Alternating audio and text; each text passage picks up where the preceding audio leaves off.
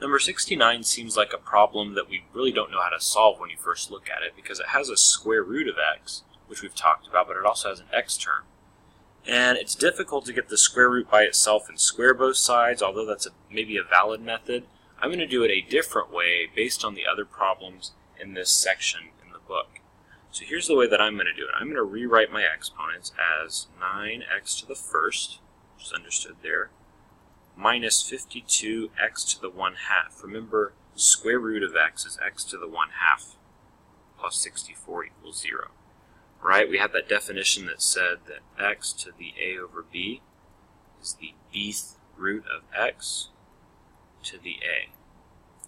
Right? It's that tree example where the bottom is where the roots are, so that's what the root is, and the top, the numerator, is where the power comes from, so that's where the power goes. So x to the 1/2 is the same thing as square root of x, and vice versa. So now when I look at it, it has 3 terms, and when I look at the power on the middle term, it is half of the original power. And the last term is a constant. So remember, if that middle term, if the power on that is half of the power on the lead term, and if the constant is there, this is a quadratic in form. So this is going to be a quadratic in form. In other words, this is our problem with the u. And remember, when we do our substitution, the u is going to be that highlighted power there, the middle power, x to the 1/2. So now if I rewrite everything in terms of x to the 1/2, 9 times x to the 1/2 squared minus 52 times x to the 1/2 plus 64 equals 0. I rewrite it all in terms of what my u is going to be. And now I plug in u. 9u squared minus 52u plus 64 equals 0. Now, to solve this, there are a few different ways I could go about it. It's tempting to use the perfect square trinomial here, where you notice the first and last terms are perfect squares, but the middle term is not 2ab in that case. So for that reason, I can't use the perfect square trinomial. I have to factor it another way. So in order to do this, you could do guess and check. You could do whatever you want. I'm just going to do guess and check and see what I get. So I'll write my parentheses. And I believe when I did it, I got 9u minus 16u minus 4. And that may take a little bit of guessing. You could also do TPTS if you want to solve that. But either way, that's how you would factor that. So if I solve each of these for u,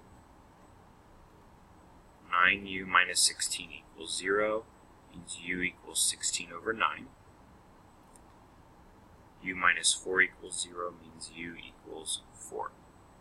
So those are my values for u, but I don't care what u is, I care what x is. So I'm going to plug those back into my u equals x to the 1/2 and see what I get. So if u equals 16 over 9, and I have x to the 1/2 equals 16 over 9.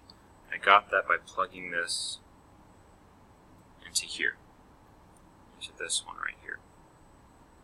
So x to the 1/2, I can take both sides to the reciprocal power, but remember, when I take both sides to a power, I need to remember caution to check my answer. Okay, and I end up getting x equals 256 over 81, which does not simplify. Right, when you square a fraction, you square the top and the bottom separately. Alright, let's check it for u equals 4. If u equals 4,